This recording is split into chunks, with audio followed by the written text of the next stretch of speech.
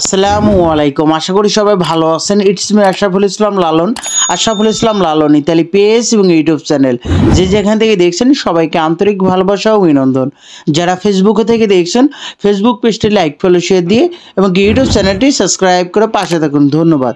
তো আজকে টপিকটি হলো যে ইতালি বিএফএস গ্লোবাল আজকে কি পরিমাণ রিটার্ন পাসপোর্টে ভিসা ডেলিভারি দিয়েছে এবং কি পরিমাণ রিটার্ন পাসপোর্ট ডেলিভারি দিয়েছে এবং কি পরিমাণ রিটার্ন পাসপোর্টের রিজেক্ট দিয়েছে এবং কি পরিমাণ রিটার্ন পাসপোর্ট পুনরায় কল দিয়ে বিএফএস গ্লোবাল পাসপোর্টগুলো সাবমিট করতে বলেছে এবং আরেকটি টপিক হলো যে অ্যাপয়েন্টমেন্ট ভুক্তভোগীরা দীর্ঘ 8 থেকে 9 মাস ধরে অপেক্ষা করতেছেন ওয়ার্ক ভিসা বিশেষ করে, তো অ্যাপয়েন্টমেন্ট পাইতেছেন না।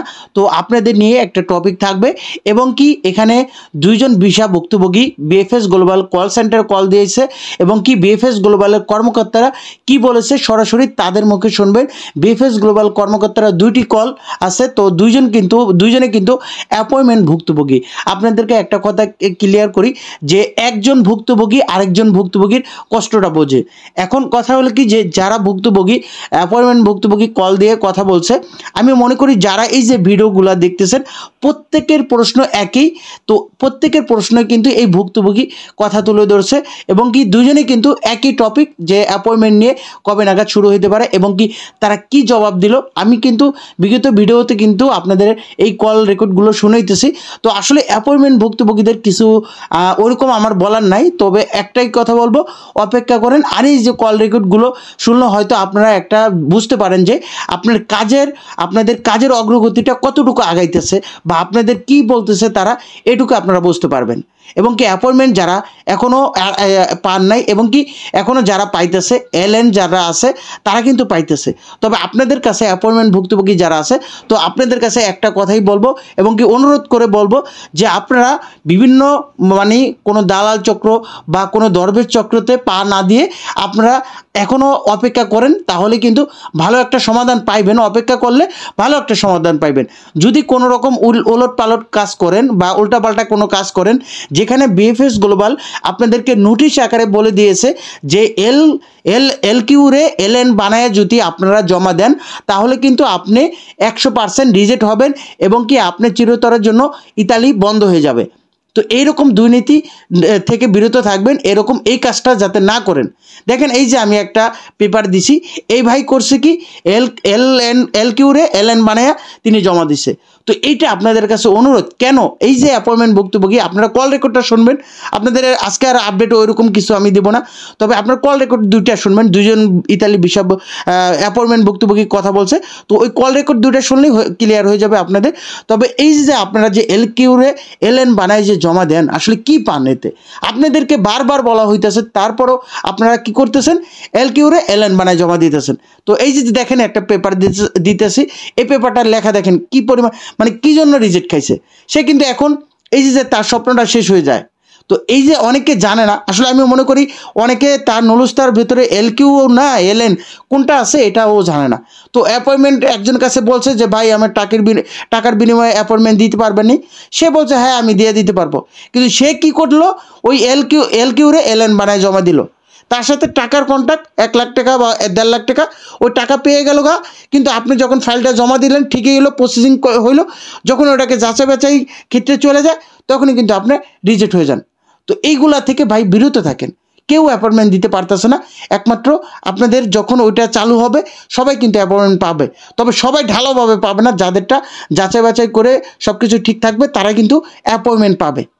তো আরেকটি এই বিষয়ে অ্যাপয়েন্টমেন্ট ভুক্তভোগীদের একটাই কথা বলবো, আপনারা এলকিউরে এলএন বানায় জমা দিবেন না, আপনারা অপেক্ষা করেন। আর এই যে দুইজন ভাই অ্যাপয়েন্টমেন্ট ভুক্তভোগী, দুইজনেই অ্যাপয়েন্টমেন্ট ভুক্তভোগী, দুইজনেরই কল রেকর্ডগুলো শুনবেন, তাহলে ক্লিয়ার হয়ে যাবেন। এখন আমাদের যে আজকে ভিসার আপডেটগুলো, যে আজকে 19 জানুয়ারি 2025 রোজ রবিবার মোট রিটার্ন ডেলিভারির সংখ্যা 16টি, মোট রিজেক্টের সংখ্যা 157টি, মোট পাসপোর্ট সাবমিটের সংখ্যা 36টি, মোট ভিসা সংখ্যা 33টি এবং এর মধ্যে ফ্যামিলি ভিসা 17টি, এগ্রিকালচার ভিসা 60টি, স্পন্সর ভিসা 5টি এবং ডোমেস্টিক ভিসা 2টি, ট্যুরিস্ট ভিসা 1টি, বিজনেস ভিসা একটাও হয়নি এবং স্টুডেন্ট ভিসা 1টি। তো এই যে এখানে যে রিজেক্টের সংখ্যা এবং পাসপোর্টগুলো পুনরায় যে সাবমিট করে, শুধু ঢাকা বিএফএস গ্লোবালে কিন্তু পাসপোর্টগুলো সাবমিট করে না, এখানে সিলেট, চট্টগ্রাম এবং কি ঢাকার 3টা বিএফএস গ্লোবাল মিলেই কিন্তু পাসপোর্টগুলো পুনরায় সাবমিট করে, মানে কি পাসপোর্ট রিটার্ন আনার পর পুনরায় তাদের কল দিয়ে বিএফএস গ্লোবাল থেকে কল দেয় এবং কি তাদেরকে যেখানে ফার্স্টে জমাইছে ওইখানে কিন্তু পাসপোর্টগুলো সাবমিট করে এবং কি তারা 100% ভিসা পাবে। আবার যারা পাসপোর্টগুলো রিটার্ন আনছে, তো এই যে রিজেক্ট সংখ্যা, যে রেডি ফর কালেকশন এসএমএস আসছে রিটার্ন আনার পর, তো তারা কিন্তু পাসপোর্টগুলো যেখানে ফার্স্টে জমাইছে ওইখান থেকে কিন্তু এই ডকুমেন্টগুলো কালেক্ট করে। তো 3টা বিএফএস গ্লোবাল মিলেই কিন্তু আজকে 157টি রিজেক্ট হয়েছে। সেই পাসপোর্টগুলো রিটার্ন আনছিল, পুনরায় তাদেরকে রেডি ফর কালেকশন এসএমএসের মাধ্যমে তাদের রিজেক্ট দিয়েছে। তো আসলে এইগুলো আসলে মালিকের প্রত্যাহার করার কারণেই হয়। মালিকের ক্যাপাসিটি আছে 10 জন, সে আবেদন করে রাখছে 20 জনের, এরকম সমস্যার কারণেই দেখা যাইতেছে এই রিজেক্ট হইতেছে। তবে একটা কথা বলে রাখি, আজকে সিসিলিয়া শহর থেকে মোটামুটি ভালো কিছু ভিসা হয়েছে। তো বিভিন্ন শহর থেকে কিন্তু কম বেশি ভিসা হইতেছে, তো আপনারা অপেক্ষা করেন। তো অল্প দিনের মধ্যে আশা করি একটা সমাধান হয়ে যাবে। অনেকের আবার দেখেছি যে এটাও বলতে যে ভিসা কার্যক্রম নাকি এখনও চালু হয়নি। অবশ্যই আপনাদেরকে একটা কথাই বলতে চাই যে ভিসা কার্যক্রম কিন্তু এখন পুরোদমে কিন্তু চালু আছে, তবে ওইরকমভাবে গতি একবারই কম। কারণ কি যেভাবে তারা পাসপোর্টগুলো রিটার্ন দিয়েছিল ওইভাবে যদি তারা একটা সমাধান দিয়ে দেয়, তাহলে কিন্তু এই যে শত শত ইতালি ভিসা ভুক্তভোগীরা ভালো একটা সমাধান পেয়ে যায়, হয় ভিসা নাই রিজেক্ট। তো আসলে এটাই দোয়া করি যাতে দ্রুত একটা সমাধান হয়ে যায়। তো আশা করি জানুয়ারি তো অলরেডি শেষের পর্যায়ে, তবে ফেব্রুয়ারির মধ্যে ভালো একটা সমাধান আসুক, কিন্তু এখনও কিন্তু কাজ চলমান। তো অপেক্ষা করেন। এবং কি অ্যাপয়েন্টমেন্ট ভুক্তভোগী আপনাদেরকেও একটা কথা বলে রাখি যে সবাইকে কিন্তু অ্যাপয়েন্টমেন্ট দিবে না। যাদেরগুলো যাচাই বাছাই করে সব কিছু ডকুমেন্ট ঠিক থাকবে তাদের কিন্তু অ্যাপয়েন্টমেন্ট দিবে। তবে যাদের অ্যাপয়েন্টমেন্ট দিবে তাদের ভিসা হওয়ার সম্ভাবনাটা অনেকটাই বেড়ে যাবে। যেমন 100%-এর মধ্যে 90%ই ধরে নেবেন যে আপনি ভিসা পাবেন, এই জন্য আপনাকে অ্যাপয়েন্টমেন্ট দিছে। তো এখন একটা কথা বলি, আগে যেভাবে অ্যাপয়েন্টমেন্ট দিত এবং কি বিএফএস গ্লোবালরে আপনারা অনেক দোষারোপটা করেন যে বিএফএস গ্লোবাল এখন অ্যাপয়েন্টমেন্ট দিতেছে, ওইরকমভাবে অ্যাপয়েন্টমেন্ট দিতেছে না। আগে একসময় পারতো, যখন ঢালাওভাবে তারা জমা নিত বিএফএস গ্লোবাল 2023 সালের আগস্টে, সেপ্টেম্বর, অক্টোবর, নভেম্বর যখন জমা নিত, তারা কিন্তু একটা মেলের মাধ্যমে তারা কিন্তু গণহারে তারা জমা নিত এবং কি মানুষের টাকার মাধ্যমে কিন্তু তারা জমা নিতে পারতো। তখন কিন্তু সম্পূর্ণ বিএফএস গ্লোবালে কিন্তু অ্যাপয়েন্টমেন্ট এইটার সব কিছু যাচাই বাছাই বা সব কিছুই তারা কিন্তু দিত। তো এখন কিন্তু ওইটা না, এখন সম্পূর্ণ দায়িত্ব কিন্তু ইতালি অ্যাম্বাসির হাতে। ইতালি থেকে যারটা যাচাই বাছাই করে কমপ্লিট হয়, তখন ইতালি অ্যাম্বাসি এটা বিএফএস গ্লোবালরে একটা নোটিশ আকার বলে, তখনই কিন্তু তারা অ্যাপয়েন্টমেন্ট পাইতেছে এবং কি তারা ফাইল জমা দিতে পারে। তো ঢালাওভাবে সবাই পাইবে না। এবং কি আপনারা এই যে 2টা কল রেকর্ড, দুইজনেই ইতালি ভিসা ভুক্তভোগী বা অ্যাপয়েন্টমেন্ট ভিসা ভুক্তভোগী, তো তাদের কল রেকর্ডগুলো শোনেন, তাদের মুখে শোনেন, কারণ তারা হইলো আপনাদের মতোই কিন্তু অ্যাপয়েন্টমেন্ট ভুক্তভোগী। তাদের কষ্টগুলো তারা কিন্তু বিএফএস গ্লোবালে তুলে ধরছে। এখন তাদের থেকে এর থেকে কেউ ভালো বলতে পারবে না।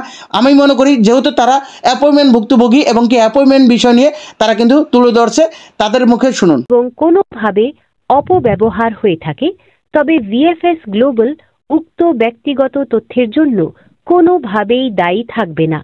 আমি এখন আপনার ফোন সংযোগ করব। ধন্যবাদ VFS global Italy visa help ডেস্কে কল করার জন্য। শ্যামলী বলছি, কি ইনফরমেশন দিয়ে সহযোগিতা করতে পারি?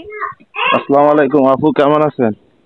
ওয়ালাইকুম আসসালাম, আলহামদুলিল্লাহ ভালো আছি, আশা করি আপনিও ভালো আছেন। জি আপু, আছি। মানসিকভাবে একেবারেই ভালো না।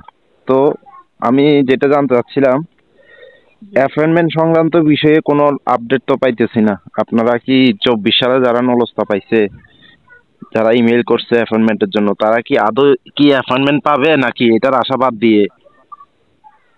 ওকে স্যার, বুঝতে পেরেছি। সেক্ষেত্রে আপনি জানতে চাচ্ছেন অ্যাপয়েন্টমেন্ট সংক্রান্ত আপডেট, তাই তো স্যার? হ্যাঁ জি, ওয়ার্ক ভিসা।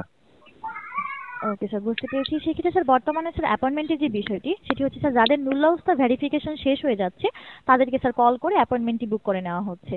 আশা করছি স্যার আপনার নুল্লাউস্তার ভেরিফিকেশন যখন শেষ হয়ে যাবে আপনাকে অবশ্যই অ্যাপয়েন্টমেন্টের জন্য কল করা হবে স্যার, দুশ্চিন্তার কোনো কারণ নেই।